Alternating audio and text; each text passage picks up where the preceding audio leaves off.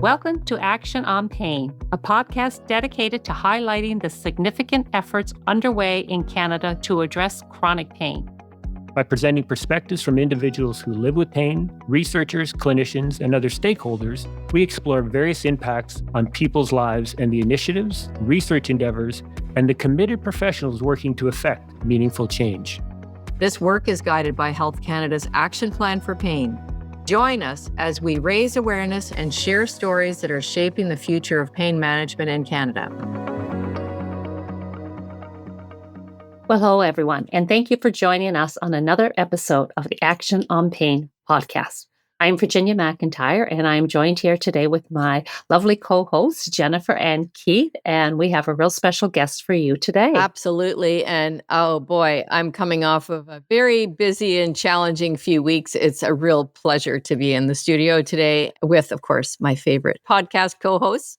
I'm super excited for our chat today. A hint, because you'll hear the bio in a moment, our guest and I are both Mayday Fellows, and we just recently went through our in-person fellowship training together. So that leaves a special bond for us. And I think our listeners are going to really find the insights and perspectives very interesting today.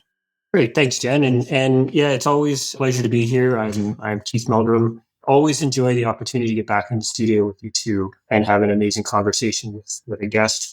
You speak about Mayday. I mean, Virginia is a past Mayday fellow. I'm the odd person out for lots of reasons, one of which is I have not had the privilege of going to Mayday. So I will have to defer to you Mayday fellows and all the great work that you do. With that, I get the honor of introducing today's guest, and it truly is my honor. So today, we're joined by Tori Etheridge of Pain Care BC. Tori is a physiotherapist with over a decade of experience in chronic pain care, spanning public health care, private practice, and healthcare leadership. She's a clinical associate professor at the University of British Columbia with clinical expertise in chronic pain, concussions, and vestibular disorders, emphasizing patient engagement, empowerment, and trauma-informed care. She has extensive experience mentoring multidisciplinary teams in clinical practice and supporting clinicians to develop shared interprofessional skills in pain care. Tori serves as the provincial clinical lead for initiatives and innovation at Pain Care BC, where she leads the development of policies, practices, and the province's first interdisciplinary core competencies for pain, collaborating with provincial partners and people with lived experience to advance integrated, person-centered care. As the advocacy representative on the executive of the Pain Science Division of the Canadian Physiotherapy Association, she supports initiatives at the intersection of pain care, physiotherapy, and health policy. Selected as a Mayday Fellow, Tori is one of a small group of clinicians recognized for expertise in pain care, leadership, and advocacy.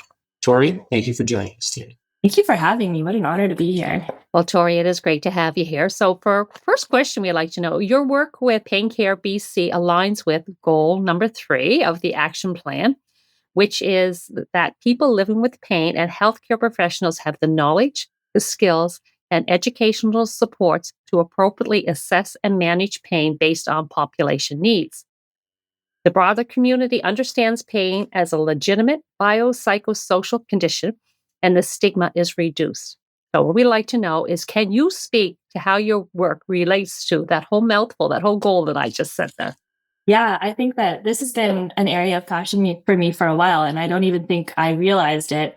I mean, I was one of those clinicians over a decade ago, kind of thrown into a pain clinic and, sink or swim, and I definitely sunk and didn't know what I was doing.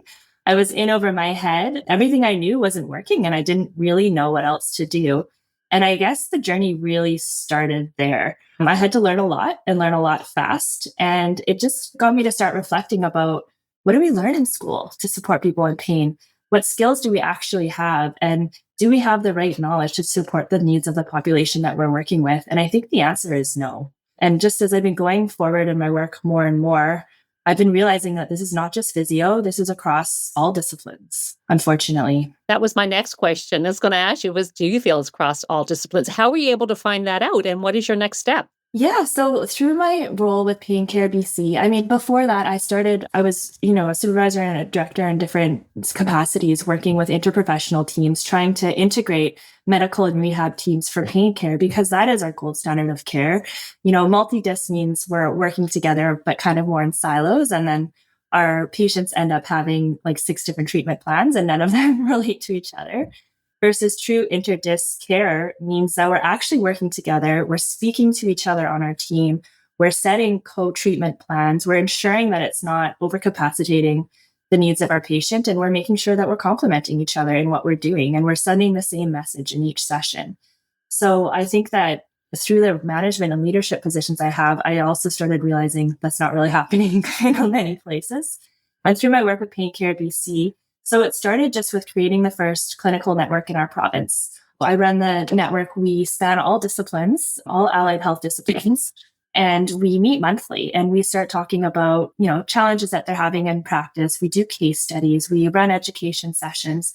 And it started from there, just realizing that there were also a lot of gaps across disciplines. So from there, I decided to run focus groups. So I ran focus groups per discipline, getting a sense of what did you learn about pain when you were in school? How did it feel when you started working at the pain clinic? Did you have the skills that you needed in order to support the people that you were working with? What were the gaps in knowledge that you had?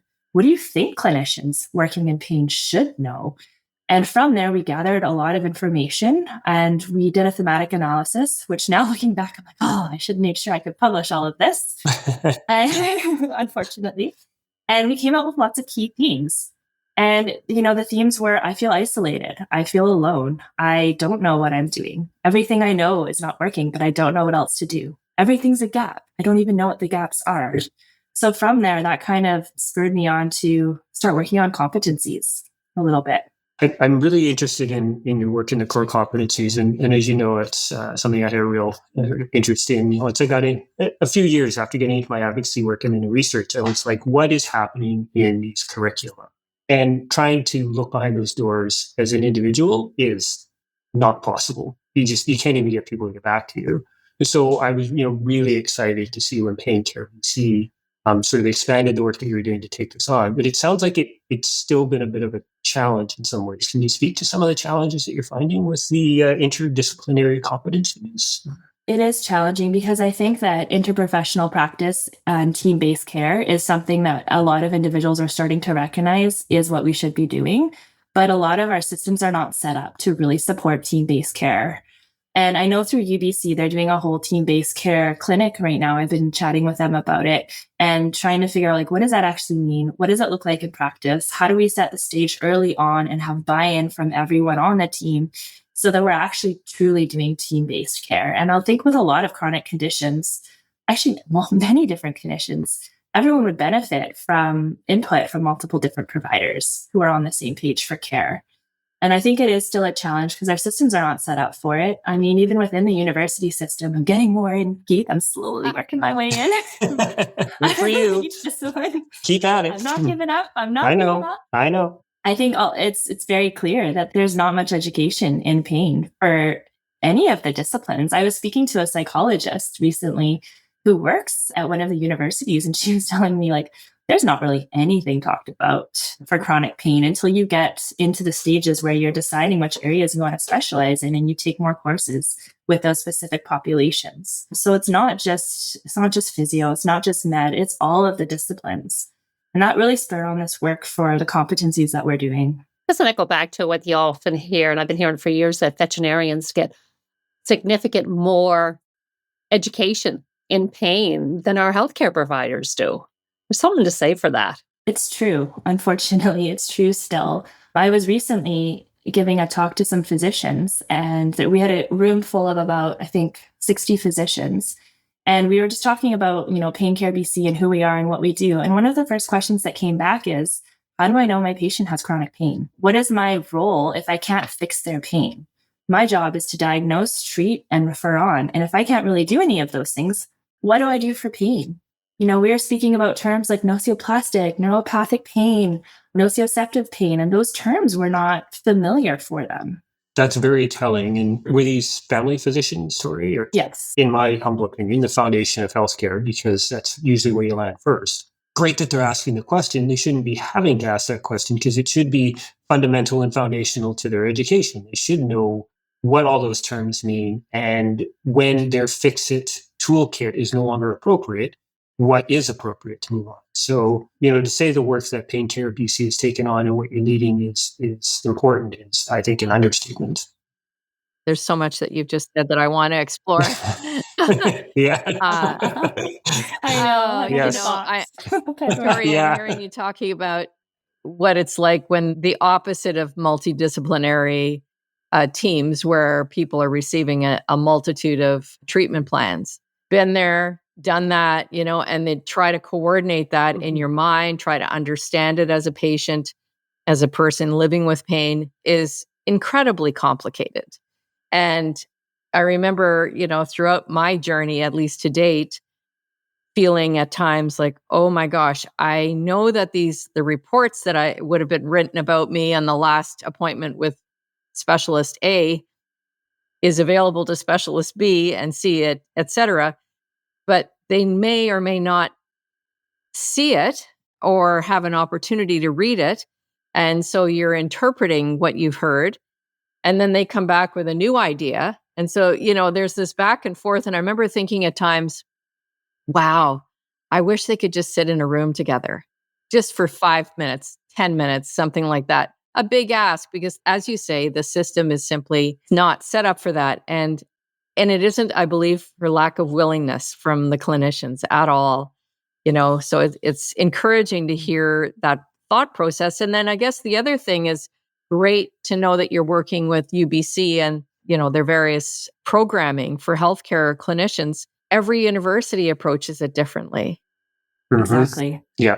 Yeah, exactly. And I mean, you kind of nailed it. Like the systems aren't set up for it. And I'm not to say it's a fault of the clinicians for not knowing about pain and not knowing what to do. In all honesty, I feel like a lot of us are set up for failure because we don't have the skills. We don't have the knowledge. We want to help. That's why we're in this profession. We want to help people and we aren't able to. So through the working group, we have 2 reps per discipline, 1 public, 1 private. The working group is a phenomenal group of clinicians. We have across physio, OT, we have mental health, we have pharmacy, we have chiro in there as well. And we meet every month and we're co-creating this manual of competencies. So core competencies across disciplines. We have the first section kind of understanding, what's all the stigma and bias related to pain? What are the challenges that your patients are coming in with? What are all the things that we should maybe know about and consider before we even see our patient? What does team-based care mean? Do you know what the physio does? Do you know what the psychologist does? Do you know when and why you should refer to them? So we have all of that information, even in just the first section of the competency and a referral indicator in there that we encourage teams to take and build from so that you start learning about the skills that you have on your team, the unique skill sets, and how to utilize them in practice. And together. probably save a lot of time in the long run, right? I mean, if there was this wave a magic wand, there's this level of coordination. I'm imagining how coordination generally leads to more efficiency. And I'm not suggesting people are not being efficient at all. But it's just more imagine a world where the answers can be more readily available.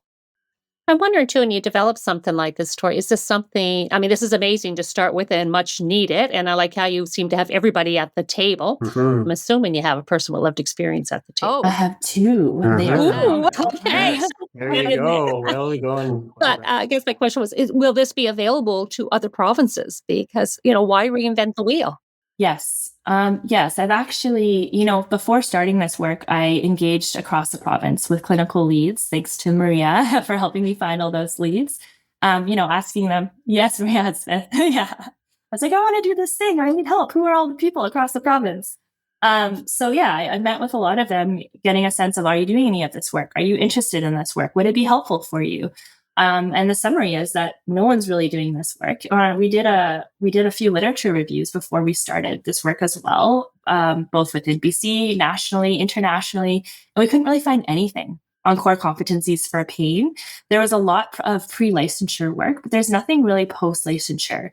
And I think the challenge is how do you take the pre-licensure stuff and actually adapt it to when you're practicing? So a lot of the stuff that we learn is more theoretical, but once we're starting to practice and implementing it, I need to know why, I need to understand how, my patient's economic status or their housing situation is going to impact my session with them when I'm working on pain. Maybe I'm not going to give them a list of exercises or, tell them all these things about pain that they should do if they don't have the financial stability or they don't have the housing situation sorted out. The information I'm giving them is ultimately useless, right? They're not able to take it, engage with it. I mean, not that's a very big generalization, but it may be because you haven't looked at the whole picture. Are you meeting the person where they're at? Are you actually understanding what their needs are? Are we working as a team to figure out who they should be starting with on the team? Maybe physio is not the best person to start with, depending on what's going on for that person. So I'm kind of in a roundabout way coming back to your question, I promise. Yes, we're open to sharing this across provinces, internationally. As soon as it's done, there's no problem with sharing. I think that's amazing. What you shared, Tori, and continuing to learn. I'm always shifting my perspective and hopefully in the right direction. But, I believe now what's really important, it's not only the biopsychosocial, but it's the social determinants of health. And when we look at biopsychosocial, I actually now prefer to look at it a lens through what we call an activism, which really does wrap its arms around social determinants. And you raised a really good point. How do you meet somebody where they're at when you don't even understand that they don't even know if they can make rent at, or if they can feed themselves or their children? And so, 3 sets of 10 of these things. And when they don't do it, and then they're identified as non-compliant, which now carries on through the medical history, is obviously detrimental. So, I mean, the work that you're doing and the team at Pain Care BC, and shout out to your boss, Chris Jack, because I know she's been very supportive and she's amazing. Yes, thank you for great. taking this on and then for being willing to share it with the rest of Canada. Because it's, as Jen said, there are, medical schools across Canada. There are things that are being done, but it's all individualized and it's a bit ad hoc. So a pan-Canadian approach would be just phenomenal. I love how you painted the picture around the clinician's perspective and bringing that to light in terms of limitations or concerns they may experience, or all, like you said earlier, I'll paraphrase, but just in essence, they're there, all clinicians are there because they want to help, and how their hands might feel tied if they can't find a way to help, or and so I really appreciate bringing that to the forefront because everyone is, after all, human. Yeah, exactly. Or feeling like a failure. I mean, in all honesty, early on in my career, I felt like a total failure. At one point, I was like, I should not be a physio. Maybe I'm going to opt out to go do something else, right? And I don't think I'm the only one, having conversations with other people too. It's hard when you don't know what to do to help somebody. Picking up on that, and now I'm just going to shift this a little bit. I'm going to make it a little bit more on the personal side. So if I make you uncomfortable, I apologize, but here we go. You talked about early on in your career how you were thrown in, you didn't know what you don't know. And I know we've had some conversations in the past that you shared with me that, what you were seeing in the clinic and what you were taught in your program didn't align. And the things that you saw that you felt that were needed, some of the feedback you received was, don't do that, just stick with what you were taught. So can you just speak a little bit about some of that sort of discrepancy that you thought? Because it sounds like that's been a real driver for taking where you are. Yeah, I think I didn't realize why I've been drawn to working with pain until I've been working with pain for quite a long time. So I mean, I can share that my own mother suffered from chronic pain, addictions, mental health, and she eventually passed away from an overdose just over a year and a half ago herself. I think just growing up with that and kind of watching her struggle through the system and just watching how she was treated gave me a different perspective. And when working with people in pain, I think that just right away, I was able to kind of start with that shared understanding, that empathy, that validation. Mm-hmm. I was able to get on that, emotional level with them. I mean, I've definitely cried with many, many patients. And I think early on, yeah, you get those mirror neurons working, really, really understand and meet them where they're at. And I think that I had a lot of people early on in the physio world be like, you're just talking to them. You're not really doing physio. Like, have they started doing their exercises yet? And I would be like, they're not ready to exercise. They're terrified to move. They're catastrophizing for all these reasons that make sense. Like, we're not even ready to approach movement yet. And I think I felt like a fraud early on because I wasn't technically doing the traditional physiotherapy. But as I go on and as I work with all these phenomenal clinicians in the working group that we have, I feel like most of the competencies that we have are looking at all of these aspects of care and, strength-based approaches, and even how we talk about people's pain, how we chart about them. Our people with lived experience in our working group are just absolutely phenomenal in bringing forward these ideas and these voices, instead of saying, here's all the deficits they have, here's all the stuff they can do, actually. And here's all the stuff we want to do more of, Glass half full versus glass half empty, right? Yes. Yeah, exactly. Reframing it all. And just imagine the impact on the patient when they're in front of a clinician who's reframing it that way. They'll pick up on that. They're going to have more success. Definitely. Yeah, definitely. Yeah, they've not been told so many negative things already, and everything's deficit based and everything's injury based. So let's flip the script a little bit. Let's work together. And what I'm hearing is truly working with the whole person, far, far beyond the symptoms, Yes. while extremely important and devastating on their own. The whole person, who's walking into the room and what's in their backpack. Exactly. And take the time to figure that out. So through our competencies, our first section is complete. And then the next section goes into pain assessment and then pain management. And then our fourth section is going to look at intersections in pain. We're almost done the assessment part, but it's really interesting to have perspectives across disciplines for the assessment and management pieces. And, they're bringing in things that I never even thought of as well. And we've talked a lot about this shared scope idea with our working group, and it took a lot of back and forth, but we kind of really strongly believe that there should be a shared scope of knowledge amongst all disciplines working in pain. We all need to know about pain science, sleep, hygiene, pacing, planning, flare-up management. These are not things that should be owned by a discipline specifically. These are things that we share, right? We share these skill sets, we share this knowledge, but we also recognize when certain disciplines have that discipline-specific knowledge, and we need to refer on or collaborate because they need more of this or they need more of that. But we should have this shared scope and then recognizing when to refer on as well. So we've been talking about that a lot in our competency work too. That is amazing. And what we need to do, Tori, is we need to wrap you in a bubble and cotton and protect you, because the work that you are leading with this amazing team is clearly so important. What you've just said there is just, to me, it's just struck me, this shared knowledge and how it shouldn't be owned by anybody. And that should be, the foundation of all knowledge. The fact that it's 2026 and we're having this conversation is frustrating, but we're having this conversation about how to address it. And I just love the way you and your team are looking at coming at this. And I'm just so hopeful and I'm so excited to see when it lands. Yeah, Tori, I echo Keith, and I'm really looking forward to seeing these competencies when they're completed. And hopefully we can be chiming people here in Nova Scotia and our strategy and say, hey, you need to look at this. So this is amazing. And I'm going to love that word, shared scope. Thank you for being with you, Jay.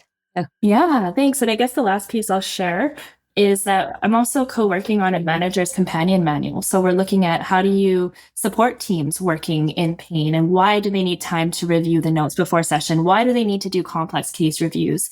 And just kind of giving the managers some opportunities to also learn a little bit about pain and trauma and stigma and bias, putting in some 5-minute clips about what they are, understanding the populations they're working at, and also advocating in there too to have people with lived experience involved in reviewing the services and creating the services, because the services are for them.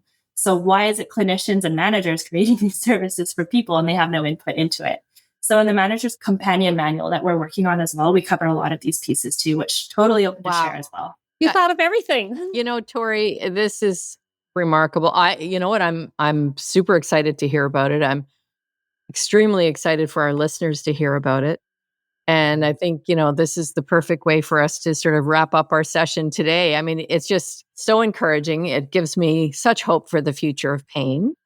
And, hearing about your shared scope approach, the whole person, hearing about the manuals for a manual for managers, hearing about the, interdisciplinary approaches. They're all the things that would be on my wish list for pain treatment.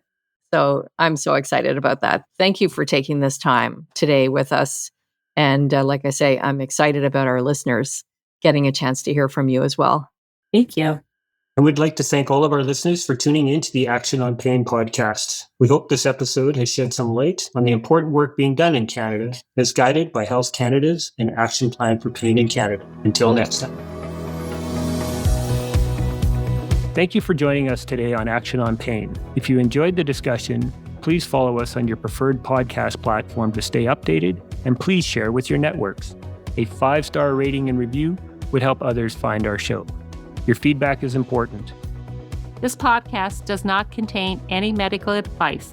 Please consult with your doctor if you have any questions or concerns. The Action on Pain podcast is made possible by the generous support of the Chronic Pain Network, a national research and knowledge mobilization network. The views, opinions, and content shared by hosts and guests are their own and do not necessarily reflect those of the Chronic Pain Network or its funders.